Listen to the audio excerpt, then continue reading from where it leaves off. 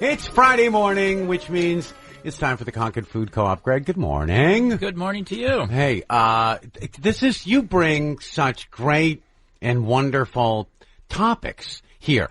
Some stuff that are serious that we need to talk about, and some things that are serious, but you could just kind of look at it a different way. Well, the wellness educators select the topics. I just put it out there and said, what would you like to do a show on? So I'm pretty darn sure this was Jim's pick. And so the topic is, what is it? It's wellness through humor. It's slightly different. Healing through. We like the alliteration. We like alliteration. Healing through humor. And healing through humor. And humor helps healing. Oh, I like that thing. Look at that. Ha! And I'm believing a lot of people had that as their New Year's resolution to bring more humor into their life. Oh. So Yeah. I think it's probably a very timely topic. Laugh more. Yes. Mm-hmm. It's important for all of us.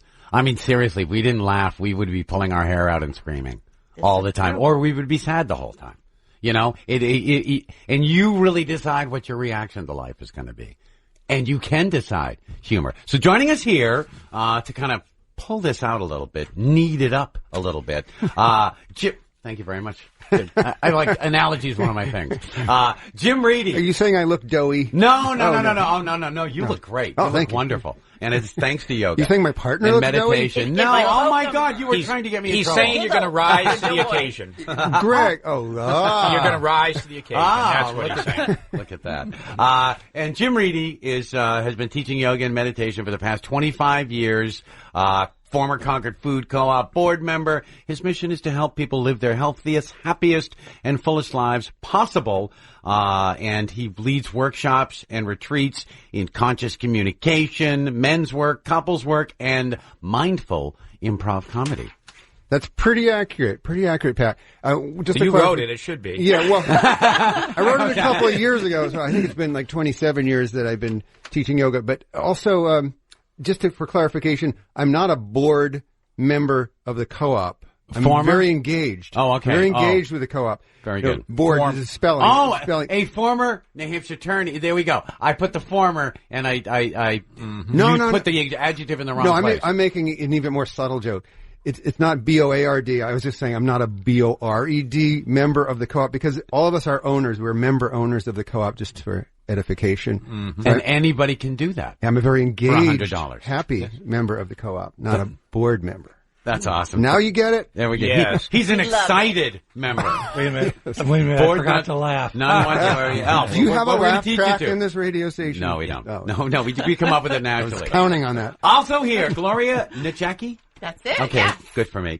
She's an artist whose specialty is custom portrait paintings that capture the essential spirit of people's pets, as well as the heart of their owners' relationships with their pets. But she also is a creative consultant for programming at the Yoga Center in Concord and one of the founding members of the Yoga Center, Improv Comedy Players. Yeah. How do we elevate somebody from doing yoga to moving up to just being so loose you can pull off improv? Well, I think improv has actually become a really great introduction to yoga. Oh, that's even better. Also, I put it in the wrong. I put it in the wrong tent or the wrong section. Especially for men. I think men find coming in and playing a lot easier than going in and stretching in yoga class. Oh, sure. Yeah. Oh, sure. We have a lot of guys, and then they bring in the women, where yoga is the opposite. Yeah, right. It is the opposite. Oh, that's great. That's wonderful. Now, how important every day is it for us to find ourselves laughing? I mean, laughing isn't that a muscle relaxer? A natural muscle relaxer?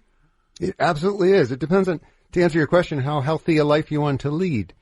Your question was how often should we laugh or how important it is that we laugh every day. Yeah, it's essential to healing because it does release tension. It lowers blood pressure. There's all sorts of scientific studies that show the benefits of humor and laughing. Mm-hmm.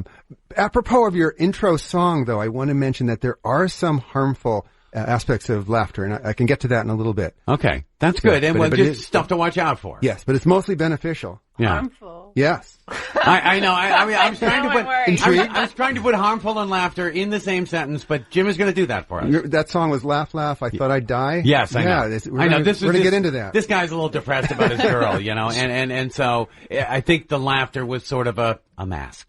So, I don't think it was So what real. are some practical ways that you suggest people bring humor into I mean, you don't wake up and say, I'm going to have as a goal, I'm going to laugh 5 times today. So what are the ways that you suggest that people bring humor, laughter into their lives? Wait, can I interject Please. for one moment? Please, I inject think, away. I think people actually are starting to say that, saying, I don't laugh enough. They're actually noticing. They're noticing it. That's great. That they don't have authentic laughter. They have this like, can't, ha, ha, ha, ha, like they're not feeling joy. Mm-hmm. And so this is what's so beautiful about the improv is people come in and we don't ask anyone to be funny. You just find yourself relaxing and laughing, gut, real laughter. And people usually say, wow, I don't think I've felt like that. And I can't remember how long. You do have those moments when you can lose it and you're like tears and you're doubled over in laughter and you can't talk and you're having trouble breathing. Believe it or not, it's a totally joyful experience. Yeah. You know, to just let go and just be lost in the humor. Yeah. And Greg asked a practical question, as he always does. Like, what are things you can recommend to people about laughing or getting into your everyday experience? I think that's actually a challenging one. I think the first step is to give yourself permission. As an adult, give yourself permission to laugh more, to play more, to be more playful. And that's a whole other, I guess, topic. How do you actually give yourself permission and receive that permission? But how does that sound? Give yourself permission. Yeah, I think that's a good point. I know a lot of, some people just are, they're the life of the party. They're always laughing, make everybody else laugh. And other people are very conservative, reserved, and they're just, they don't, maybe, again, like as you might be suggesting, that they're just very guarded about, not wanting to express laughter or something. I'm not sure what that is. But those are the individuals that I'm thinking. There's quite a few people in everyone's life that, are more serious or, and so what would they do? Is it, I'm going to pick some funny movies. I'm going to find people that are going to make me laugh. Yeah. Yes to all of that. I guess find those areas of life that make you laugh and gravitate towards those. I mean, just going online now, it's so easy these days to go online and Google jokes. There's all sorts of genres of jokes. I ran into a genre last night of smell jokes. Oh, that's too funny. Here's one off the top of my head. Something about my F5 key, on the keyboard. Right. It's I love the smell of my F5 key. It's so refreshing.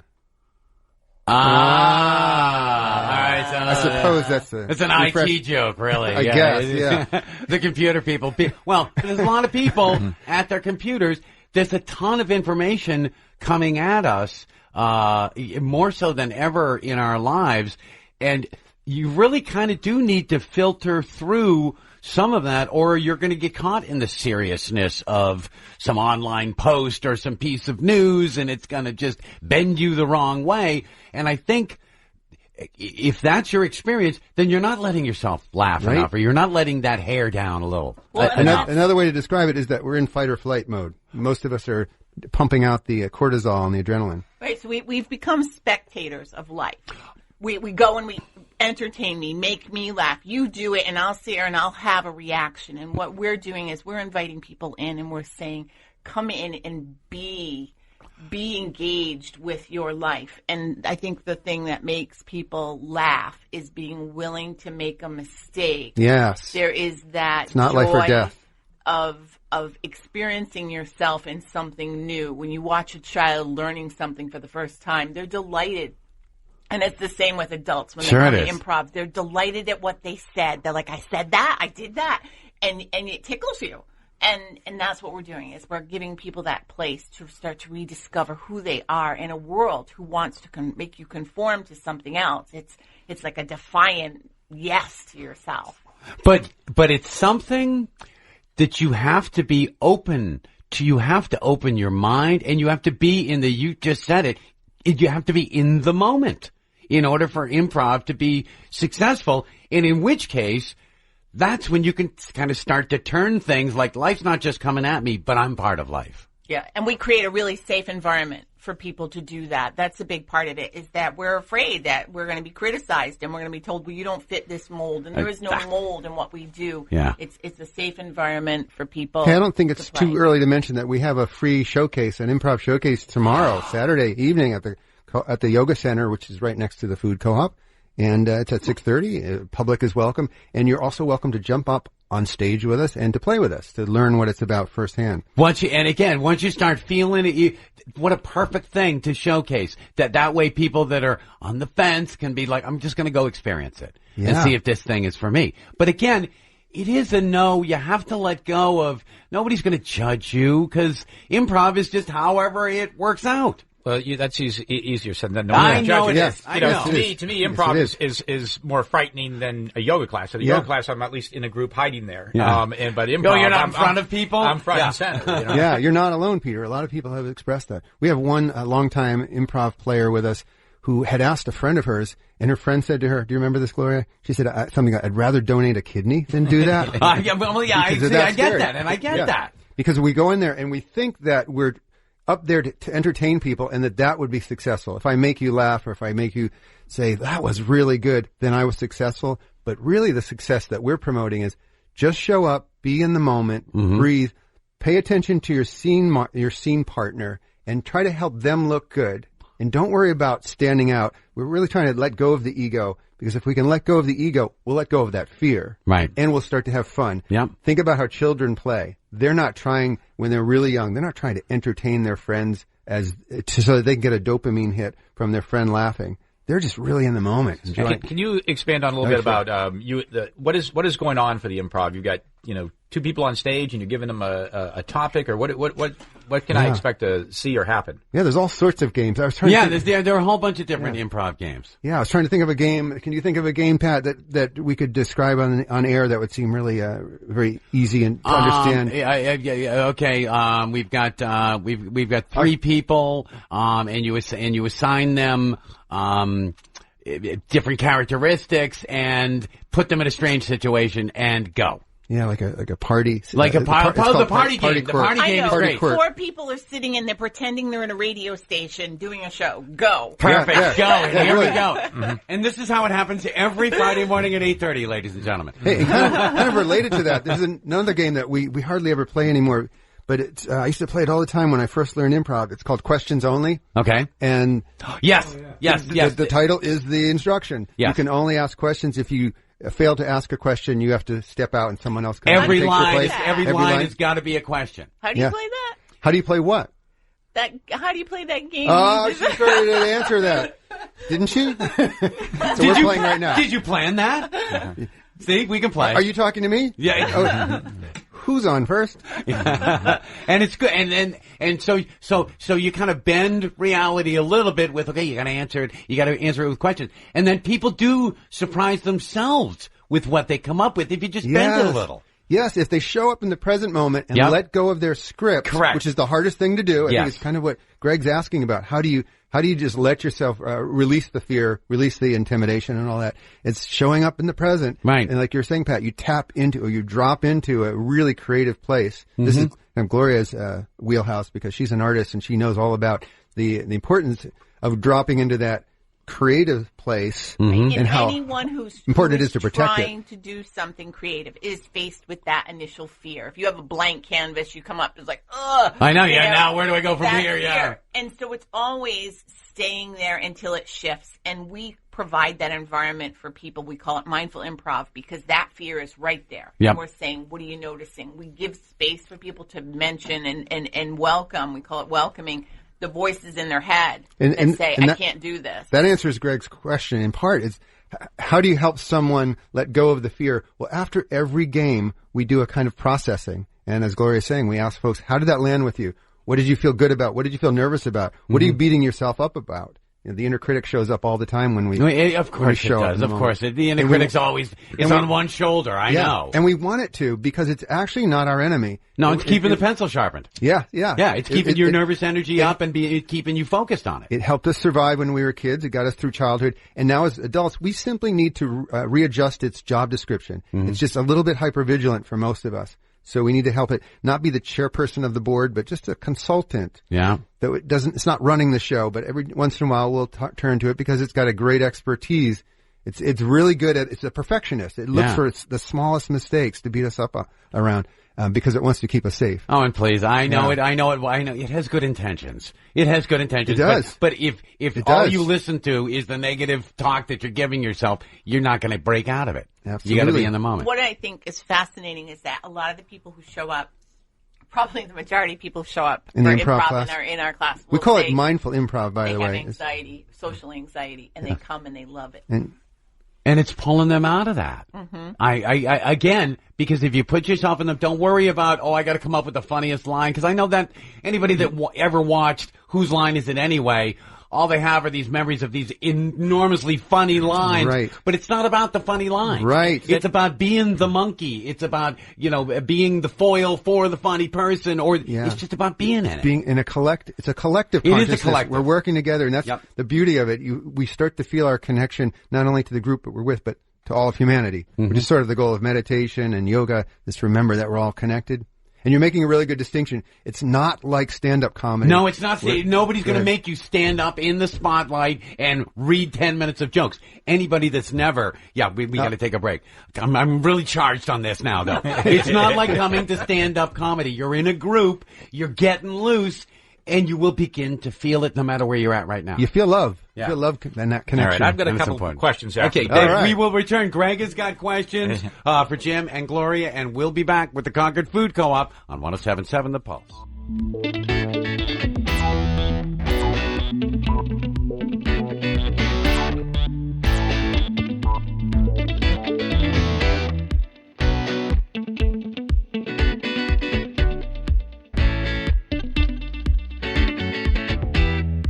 All right, got a few minutes left here with the Concord Food Co-op. Greg, we're talking today about humor helps healing. There we go. Oh, yeah. All H's. You had some questions. Well, I guess the first is just more of an observation. It was interesting that you said mindful improv they're there because they want to bring more, laughter, humor into their lives, which is different than like open mic, where I think everybody believes they're very talented. Right. So it would just seem if they were coming to an improv that they believed they were very funny, but you're saying no, they're coming there for more, personal growth reasons. Absolutely. So I think that's really interesting. But I also is, to what degree do people believe that they have plenty of laughter in their life, or in denial that they do, oh no, I'm fine. I laughed 2 weeks ago. I remember, to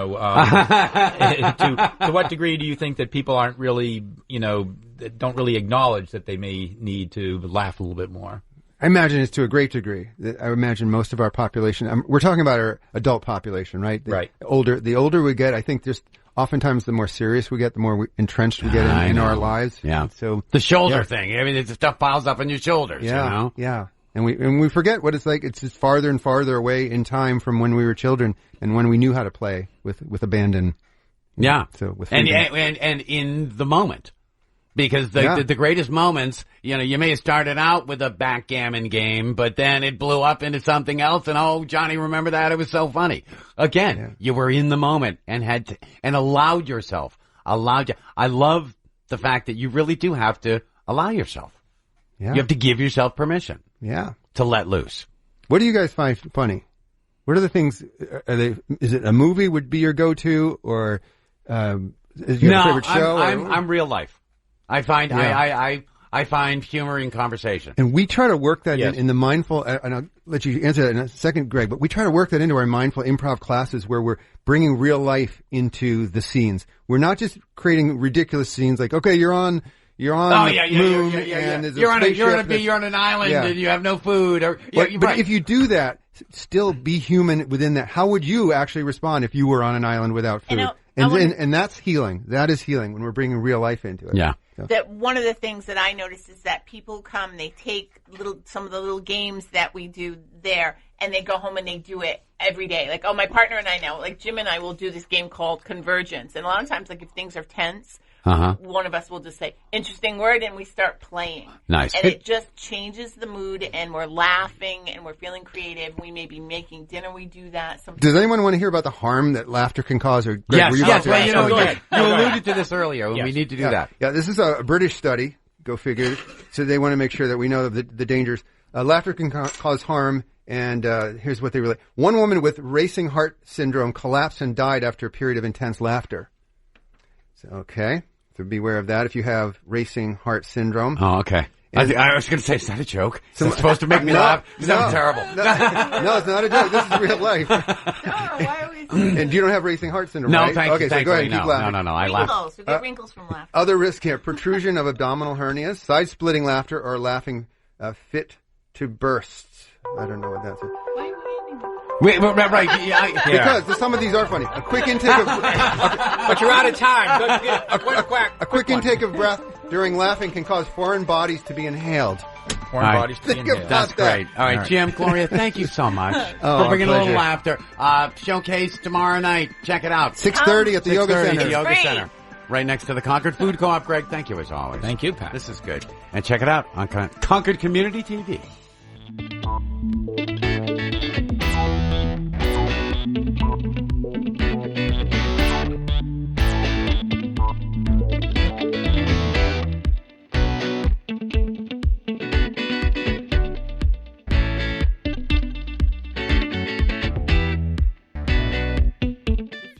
In the mood for real food, it's Concord Food Co-op.